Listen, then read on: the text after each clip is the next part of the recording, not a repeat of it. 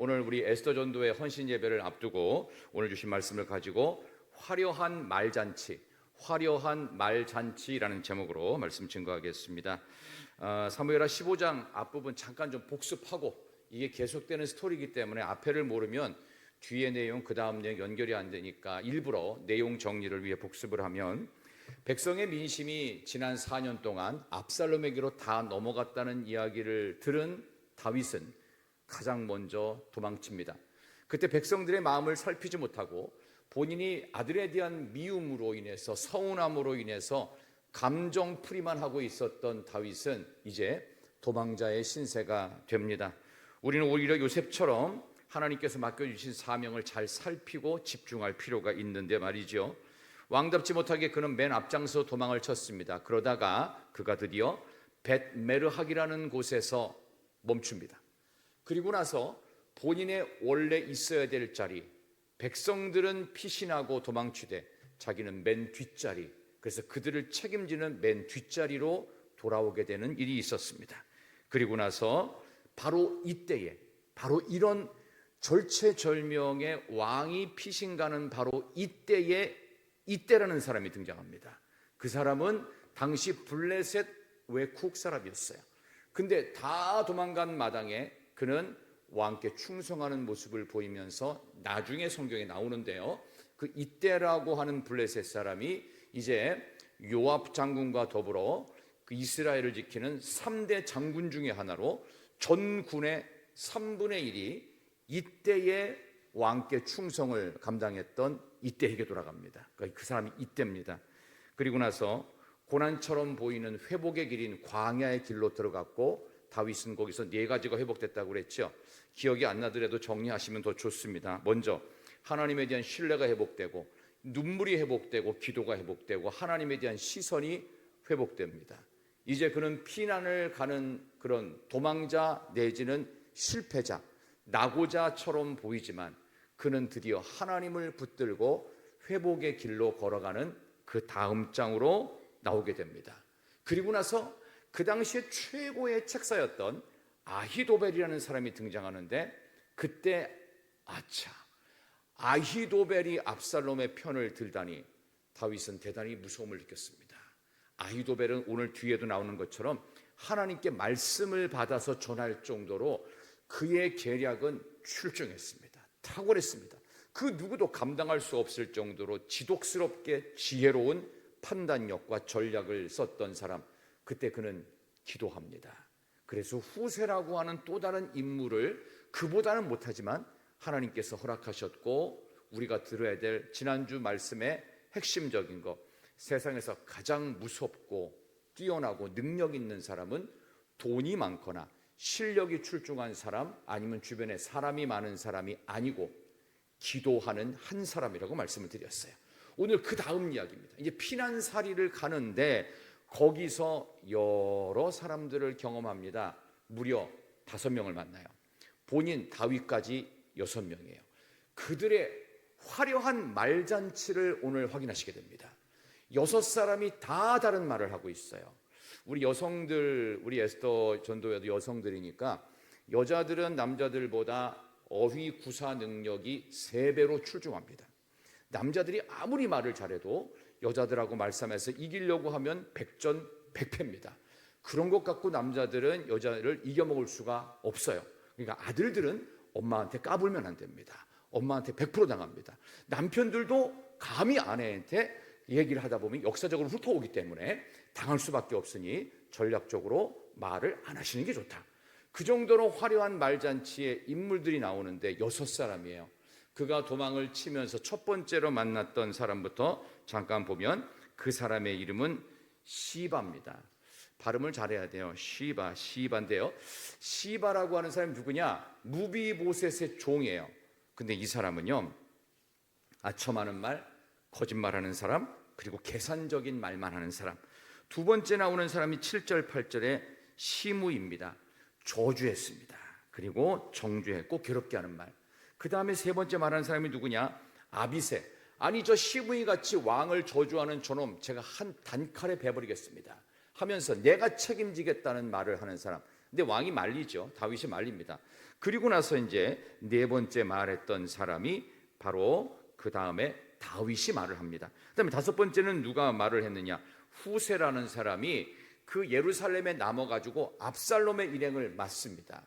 그는 전략적으로 일부러 속이고 들어가서 결국 다윗 왕을 살리는 역할을 합니다. 그리고 맨 마지막이 바로 아히도벨입니다. 아히도벨은 아주 무서운 사람입니다. 이 사람은 다윗을 멸망시키기 위해서 교묘하고 무서운 말을 했던 사람. 다들 말에 대한 이야기로 잔뜩 열거되고 있습니다. 질문: 이 여섯 사람 중에서 아까 말씀드린 시바, 시므이, 아비새, 다윗, 후세, 아히도벨, 이 여섯 사람 중에서 성경의 기록으로 여러분이 읽어보셨잖아요. 지금 성경의 기록상 가장 많은 분량을 할애하는 사람의 말은 누구의 말일까요? 여러분 짐작해도 맞습니다. 다윗의 말을 가장 많이 기록하고 있습니다. 다윗이 말을 잘했다는 것이 아니라 다윗이 했던 말은 하나님을 의지하는 믿음의 말이었기 때문에 그래요. 그래서 우리 인생에 남는 것은 하나님을 향해 헌신했고 믿음 생활했고 충성했던 것만 남습니다. 그래서 오늘 성경도 다윗에 초점을 두시면서 들으시면 좋겠어요. 오늘 말에 대한 이야기인데요, 대화를 할 때도 그렇습니다. 여러분 대화할 때 한번 질문할 테니까 맞춰보세요. 어떤 대화가 진짜로 중요한 대화일까요? 내가 있을 때 듣는 대화, 하는 대화, 그리고 내가 없을 때 남들이 하는 대화 중에서 어떤 게 더 중요할 것 같으세요? 내가 있을 때 하는 대화가 중요할 것 같아요? 내가 없을 때 다른 사람들이 하는 대화가 중요할 것 같아요? 내가 없을 때입니다. 내가 없을 때 나에 대해서 무엇을 말하느냐에 따라서 내 운명도 달라질 수 있어요. 그러니까 여러분들이 평소에 좋은 대화의 상대를 많이 가지시는 게 좋습니다. 그러니까 입만 열었다면 나를 헐뜯는 사람이 있으면요, 그 사람하고는 웬만하면 관계를 맺지 마십시오. 당장 끊는 것도 추천해 드립니다. 그런 정도로 대화는 굉장히 중요합니다. 우리 하나님께서는 실제로 말로 세상을 창조하셨고요, 인간에게는 말이라는 선물을 주셨어요. 말로 사람을 살릴 수도 있고 죽일 수도 있습니다. 말로 사랑을 하지요. 그리고 말로 미워도 합니다. 그리고 말로 상처도 주지만 말로 치유도 할 수 있습니다. 말로 격려도 할 수 있지만 말로 낙심도 시킬 수 있습니다. 그만큼 말은 엄청난 능력을 잠재하고 있다는 것을 우리는 기억해야 됩니다.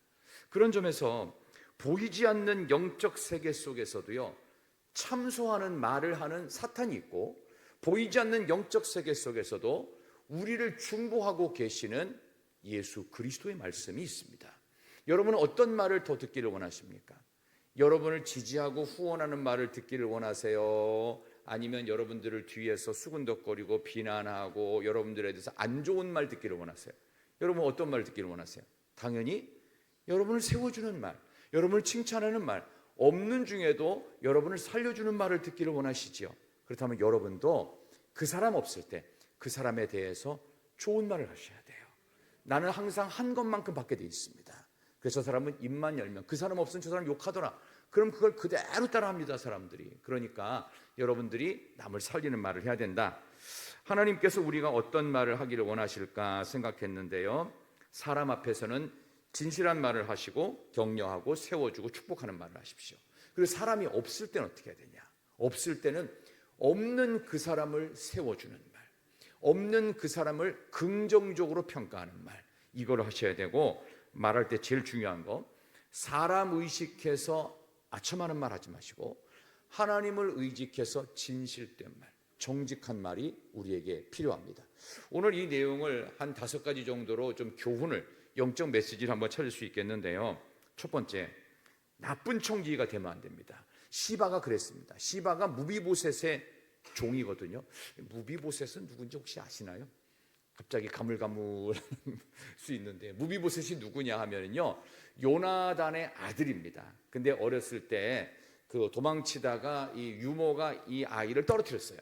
그래가지고 후천성으로 다리 하체 장애가 생긴 아이가 무비보셋입니다. 이 무비보셋이 장애를 입었기 때문에 고대 사회의 장애인은요 그냥 폐인이에요. 생활 능력이 없잖아요. 그러니까 고대 사회는 사회부장 제도가 없으니까 저렇게 앓다 죽는 거예요. 근데 이 무비보셋을 다윗 왕이 선대합니다. 누구 때문에? 요나단 때문에. 그래서 이 무비보셋에게 항상 왕의 식탁에서 먹게 했는데 이게 왕이 피난가게 생겼으니까 어떻게 해요? 무비보셋을 어떻게 할 수가 없는 거예요. 그때 옆에 있었던 종이었던, 좀 이름도 별로 의미도 안 좋아, 시바.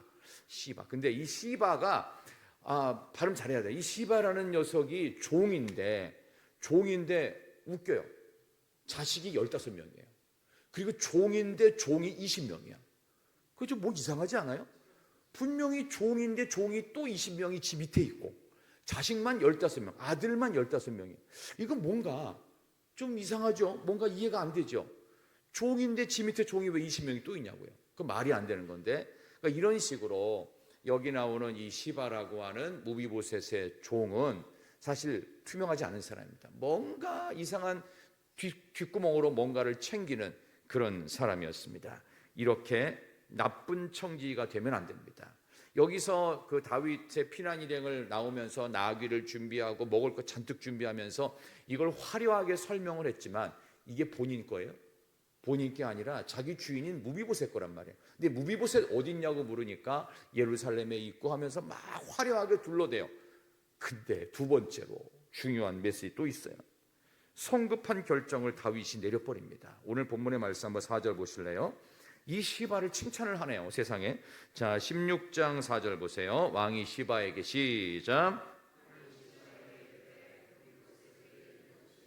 내 것이니라 하니라. 시바가 이르되 내가 절하나이다. 내 주 왕이여 내가 왕 앞에서 은혜를 입게 하옵소서 하니라. 아멘. 무비보셋 주인에게 있는 것이 다 네 거다. 그러면서 나중에 은혜 입기 원한다는 게 뭐냐?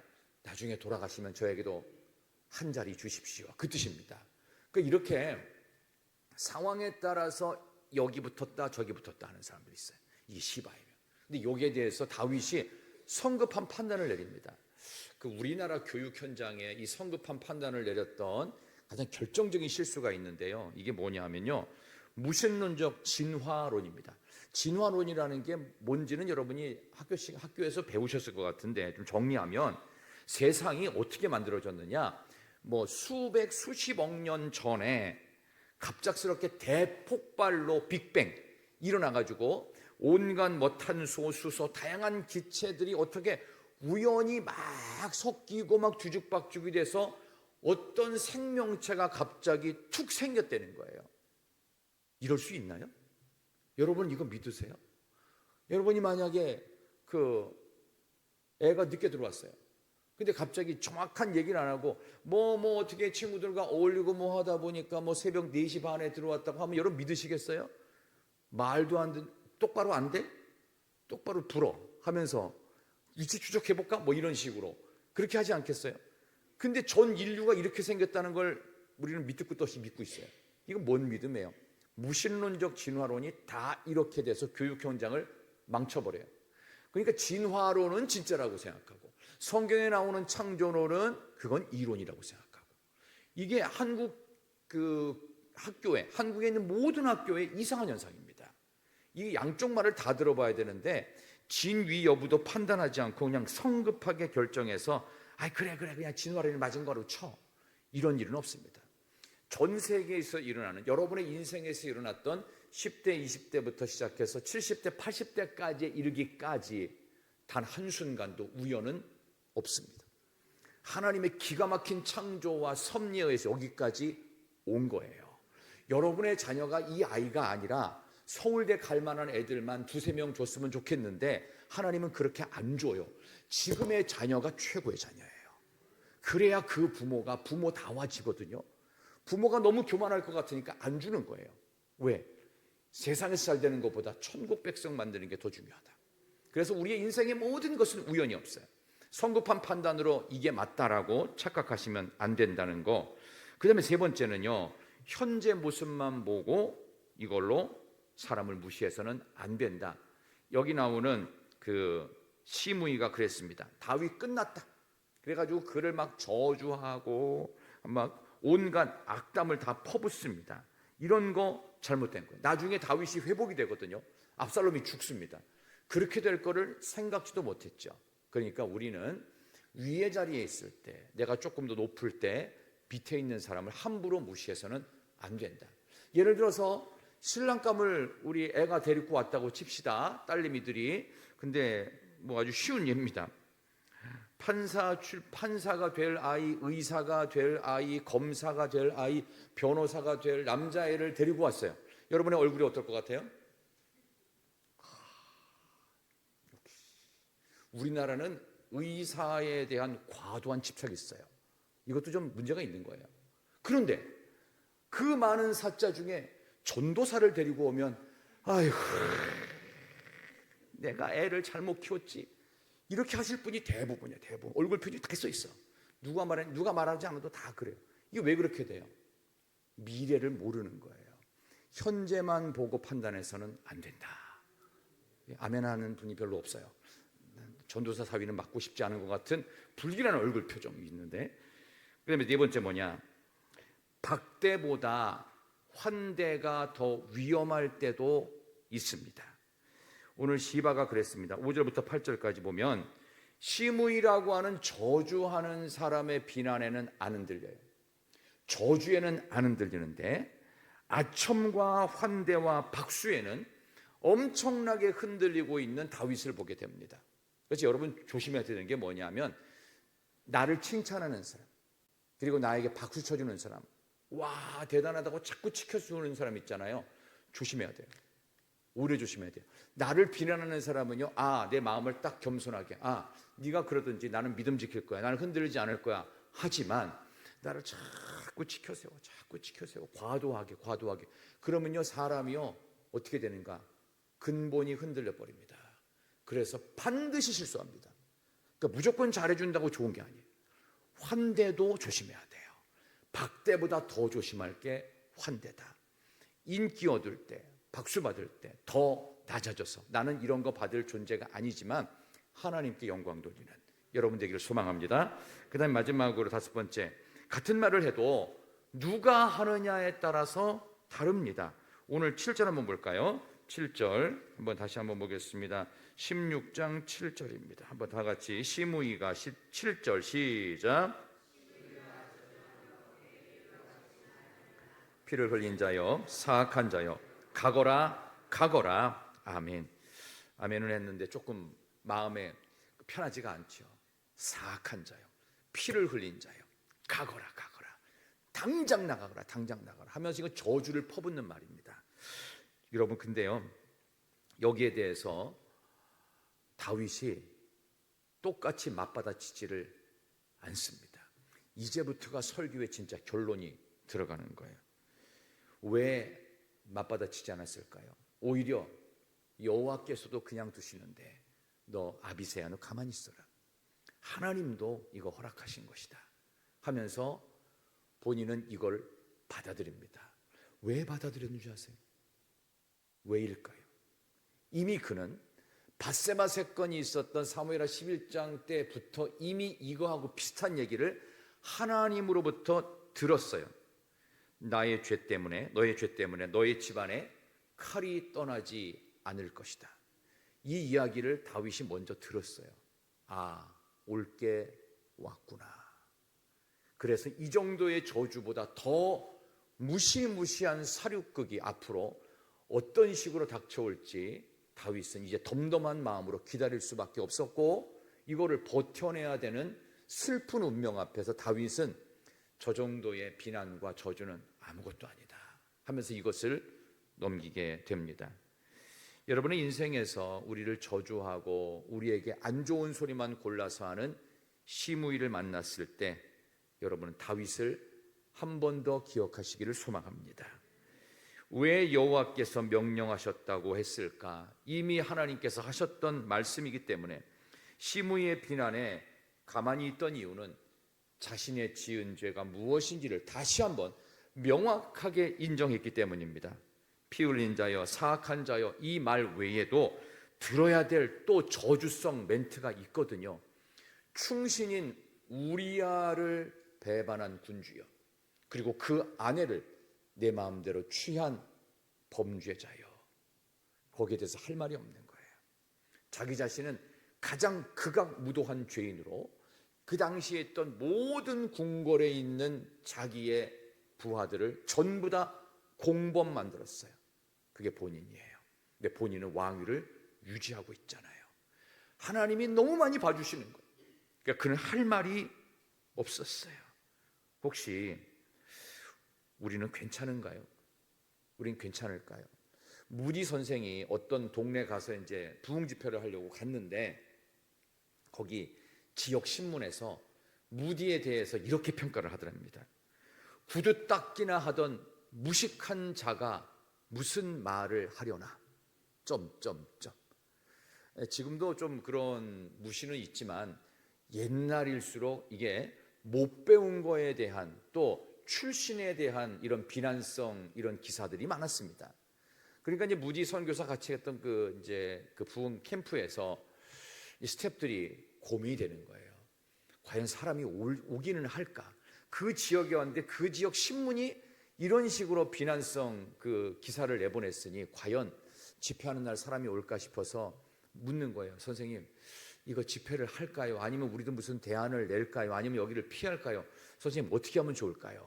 했더니 무디가 이렇게 말을 하더랍니다. 그 사람들이 그 정도로 비난하는 것은 아직도 나를 잘 몰라서 그러는 것이다. 나를 진짜로 알게 되면 그보다도 더 심한 말들을 많이 했을 것이다. 나는 무슨 소리를 들어도 괜찮지만 우리 예수 그리스도 이름만은 모욕당하지 않도록 내가 돌을 맞든 내가 욕을 먹든 상관없지만 하나님의 이름은 욕먹지 않도록 나는 여기서 충성스럽게 집회를 하겠다. 그래서 그 지역에서도 부흥회를 잘했다. 뭐 그런 이야기입니다. 혹시 우리를 안 좋게 생각하는 사람들을 우리 인생 가운데 만날 수가 있거든요. 언제라도 있습니다. 앞으로도 있을 수 있고 죽기 전에도 그런 사람이 있을 수가 있어요. 그때마다 다윗이 했던 말을 한번 기억해 봅시다. 오늘 본문의 말씀 한번 다시 볼까요? 다윗이 뭐라고 했을까요? 자, 10절 보십시다. 10절과 11절입니다. 10절과 11절을 보시고 한번 같이 다윗의 심정으로 돌아갑니다. 10절 11절 왕이 이르되 시작.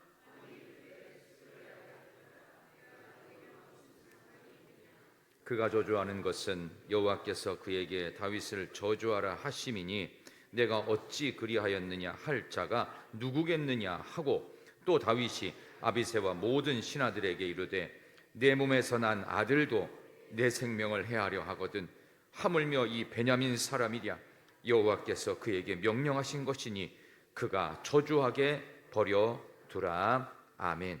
이게 아멘입니다. 진짜입니다. 혹시 여러분들 중에 또 서로를 미워하거나 또 미워하는 그 누군가가 있다고 하면은 그냥 편하게 그냥 미워하게 내버려 두세요. 그냥 싫어하도록 내버려 두세요. 욕하도록 내버려 두세요. 하나님도 가만두시는데 그런 거 내가 처리하겠다고 가가지고 무슨 끝장 토론이니 그런 거 할 생각하지 마십시오. 가만히 내버려 두시고 기도하시고 하나님께서 손대 주시고 하나님이 불쌍히 여겨 주시고 욕먹고 있는 나도 하나님 제일 좀 불쌍히 여겨 주시어서 하나님이 모든 오해로부터 하나님께서 풀어주실 그날이 올 줄로 믿습니다. 그런 마음으로 오늘 이 말씀을 대하시면서 화려한 말잔치를 통해서 누군가를 공격하고 그 사람의 인생을 저주하고 망가뜨리려고 하고 있습니다. 우리 두 가지만 더 말씀을 드릴게요. 아히도벨 나옵니다. 아히도벨의 이야기가 21절부터 나오는데 이 사람 이야기 잠깐 볼까요? 자, 21절부터 아히도벨이라고 하는 최고의 전략가입니다. 너무 똑똑한 사람이에요. 자, 21절 아히도벨 시작.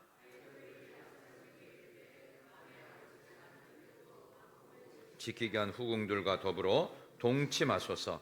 그리하면 왕께서 왕의 아버지가 미워하는 바 됨을 온 이스라엘이 들으리니 왕과 함께 있는 모든 사람의 힘이 더욱 강하여지리이다 하니라. 이에 사람들이 압살롬을 위하여 옥상에 장막을 치니 압살롬이 온 이스라엘 무리의 눈앞에서 그 아버지의 후궁들과 더불어 동침하니라. 아멘. 여기까지만.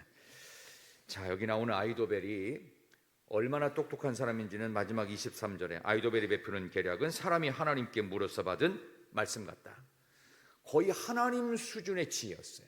근데 압살롬에게 굳이 후궁 10명 남겨놨잖아요. 이거는 그 자기 아버지의 부인들이란 말이에요. 근데 이거를 고대 사회의 어떤 한 성을 점령해서 군주와 군주의 후궁들을 대낮에 이렇게 성관계를 하는 것을 백성들이 보게 하는 방식이에요. 이게 그래서 수치와 모멸감을 주는 거예요. 이거를 어디서 하라고 그랬어요? 한번 보세요. 22절 어디서? 옥상에 장막을 치고 하래요. 이걸 백성들이 다 보게 하고 구경시키는 거예요.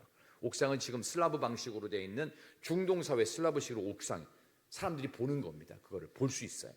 그런 방식으로 하라고 하면서 그걸 감행을 합니다. 자, 잘 한번 들어보십시오. 패륜적인 행위를 지금 아히도벨이 하라고 했습니다. 그러면 이거를 왜 이렇게 하라고 그랬을까요? 이거 압살롬에게 하라고 시킨 거거든요. 근데 압살롬은 또 그거 합니다. 그럼 아히도벨은 왜 그렇게까지 심각한 모욕을 주라고 했을까요? 조금 전까지 모셨던 왕이었는데 말이죠. 이유가 뭐라고 생각합니까? 압살롬 정부에 붙었기 때문에, 이제는 정권이 바뀐 것을 확신했기 때문에, 이유는 다른 데 있습니다. 아주 깊은 이유가 있어요. 여기 이 아히도벨이요, 아히도벨의 외손녀가 밧세바입니다. 밧세바라고 하는 외손녀가 누구 때문에 수치를 당했어요? 누구 때문에 외손녀의 사위가 죽었어요? 다윗 때문에 죽은 거예요. 그거를 복수하는 겁니다. 그래서 너도 한번 이 수치를 당해봐라 이거예요. 그게 아히도벨입니다. 다윗이 자초한 일 때문에 충신이었던 우리아도 잃고 최고의 전략가로 다윗에게 충성했던 아히도벨도 잃어버립니다. 이렇게 범죄는 모든 것을 다 잃게 만듭니다. 아히도벨의 계략이 하나님께 받은 정도의 대단한 거라고 성경에 기록까지 합니다. 더 중요한 게 있습니다. 다윗은 전투와 승리 때마다 아히도벨의 역할이, 질문이에요, 성경에 기록이 있나요 없나요? 아히도벨이라고 하는 이 엄청난 지략, 엄청난 전략가의 그 수고와 헌신이 다윗이 승리하고 그 왕으로서 역할을 할 때 성경에 있을까요 없을까요? 있을 것 같아요 없을 것 같아요? 전혀 없습니다. 근데 압살롬은요, 그를 의지합니다. 그가 하는 말대로 합니다. 왜 그럴까요? 왜? 그 위대한 전략가가 있었음에도 불구하고 다윗은 누구를 의지한 거예요? 하나님을 의지한 거예요. 이게 진짜예요. 그 엄청난 돈이 있고 그 많은 건강이 있고 모든 것을 할 만한 위대한 인물들이 주변에 있어도 하나님을 의지했던 다윗이 마지막에 승리합니다. 이게 진짜라는 거예요. 가장 위대한 사람은 하나님께 기도하는 사람, 가장 무서운 사람은 기도하는 한 사람, 다윗이었습니다. 마지막 두 장소, 이 슬픔의 장소를 성경에서는 굳이 밝히고 있는데, 한 군데는 옥상입니다. 그리고 또 한 군데는 바후림이라고 하는 장소입니다. 한번 잠깐 돌아가겠습니다. 자, 오늘 본문의 말씀 한번 앞에 보시면 바후림이라고 하는 장소가 나오는데요, 한번 보도록 하겠습니다. 자, 오늘 성경 5절 보세요. 5절 보시면 다 같이 16장 5절입니다. 다윗 왕이 시작.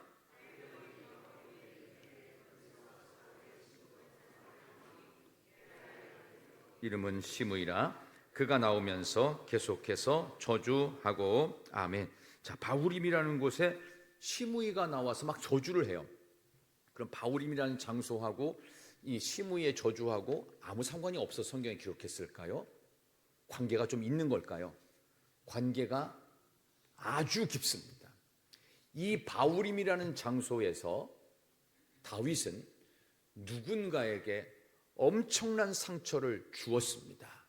성경 앞으로 좀 넘어가도록 보도록 하겠습니다. 사무엘하 3장 보세요. 사무엘하 3장 14절과 15절. 사무엘하 3장 14절 15절 보겠습니다. 사무엘하 3장 14, 15절입니다. 14, 15, 16절까지 보겠습니다. 사무엘하 3장 14절에서 16절까지. 다윗이 사울의 아들, 시작. 다윗이 사울의 아들 이스보셋에게 전령들을 보내 이르되 내 처 미가를 내게로 돌리라. 그는 내가 전에 블레셋 사람의 포피 100개로 나와 정혼한 자니라 하니 이스보셋이 사람을 보내 그의 남편 라이스의 아들 발디엘에게서 그를 빼앗아 오매. 16절. 그의 남편이 그와 함께 오며 울며 바후림까지 따라왔더니 아브넬이 그에게 돌아가라 하매 돌아가니라. 아멘. 누가 울었다고요? 이미 결혼을 해버린 다른 남자의 아내가 된 첫 번째 부인 미가를 뺏어왔어요. 이게 어디라고요? 바후림.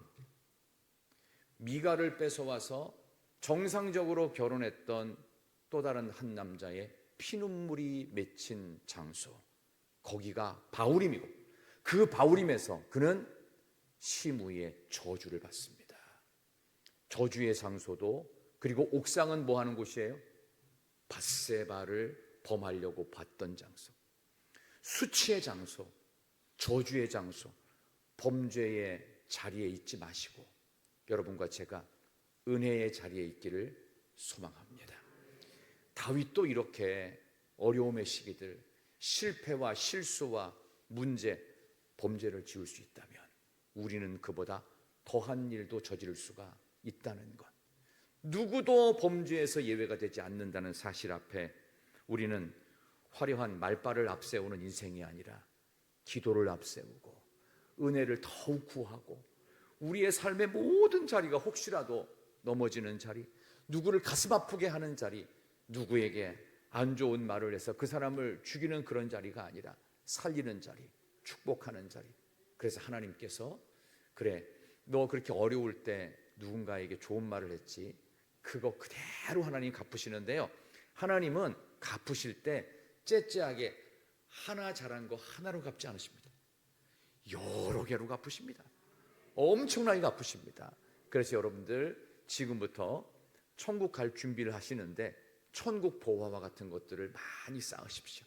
그래서 여러분의 인생 가운데 화려한 말잔치가 난무하는 이 세상 속에서 다윗처럼 위대하고 엄청나게 잘난 그런 전략가가 있음에도 불구하고 사람 의지하지 않고 오직 하나님을 의지하는 다윗과 같이, 그러나 그 다윗도 범죄의 자리가 있었고 수치의 자리가 있었고 정말 모멸의 자리가 있었던 그 죄악의 자리를 떠나서 은혜의 자리, 하나님께 충성하는 자리, 또 이번에 몽골 선교 가는 우리 10여 명의 우리 청년들과 장년들은 그 복음의 불모지에 가서 복음을 뿌리는 자리, 전도하는 자리, 선교하는 자리, 기도하는 자리, 남을 축복하는 자리, 사랑하는 자리, 그러한 자리에 있는 우리 에스더회와 많은 성도들 되시기를 진심으로 축원합니다.